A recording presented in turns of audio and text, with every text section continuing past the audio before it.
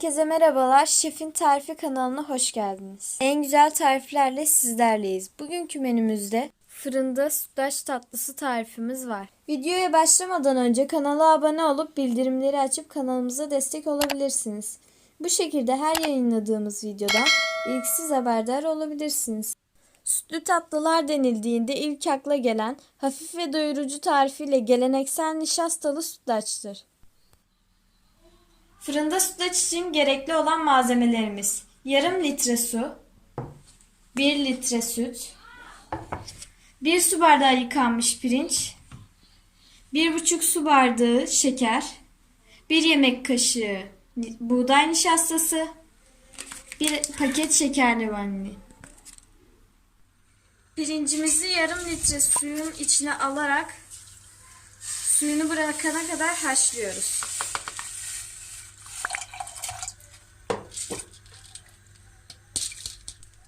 Yumuşayan ve pişen pirincimizin üzerine 1 litrelik sütümüzü ilave ediyoruz.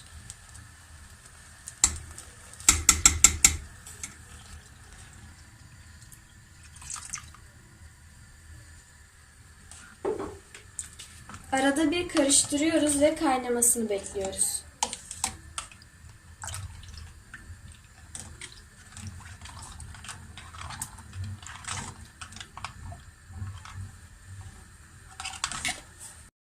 Sütün kaynamasını beklerken bu arada 1 yemek kaşığı buğday nişastasına 1 bardak kadar soğuk sütü ilave edip nişastamızın çözülmesini sağlayalım.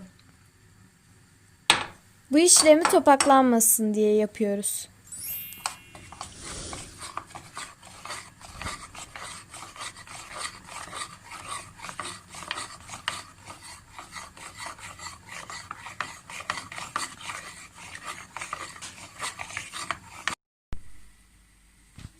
Kaynayan sütümüzün içerisine yaptığımız nişastalı sütümüzü döküyoruz ve karıştırmaya devam ediyoruz.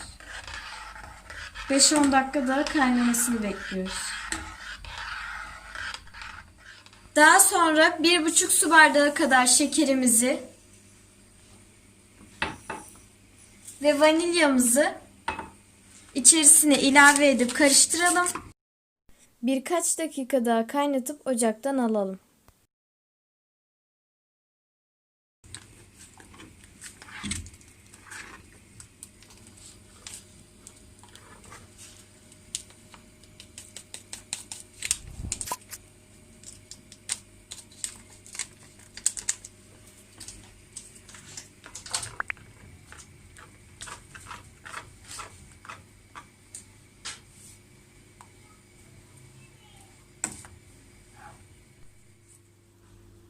Kaynamış olan sütlacımızı alüminyum kaselerimize dolduralım. Şu an için akışkan olabilir, daha sonra kıvamını bulacaktır.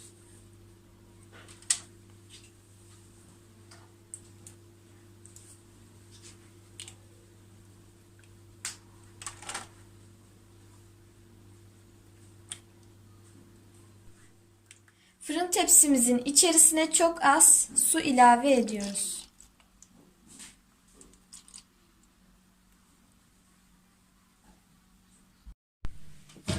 Beş dakika önceden ısıtmış olduğumuz fırınımızın içerisine sütlaçlarımızı alıyoruz. Fırından çıkardıktan sonra serin bir yere alıp yarım saat beklettikten sonra buzdolabına soğutmaya alıyoruz.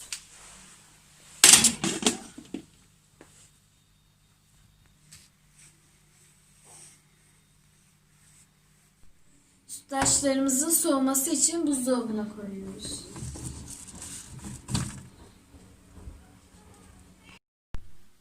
Soğumuş olan sütlacımızın üzerine toz tarçın, ceviz, fındık, fıstık döküp afiyetle yiyebiliriz.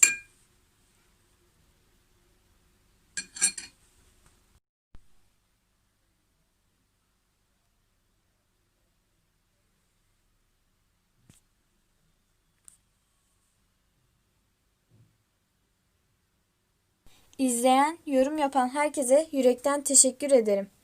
Videoyu beğendiyseniz beğeni butonuna basmayı unutmayalım. Halen abone değilseniz kanalıma abone olmayı ve bildirim zilini açmayı unutmayalım. Kendinize çok çok iyi bakın. Sağlıcakla kalın.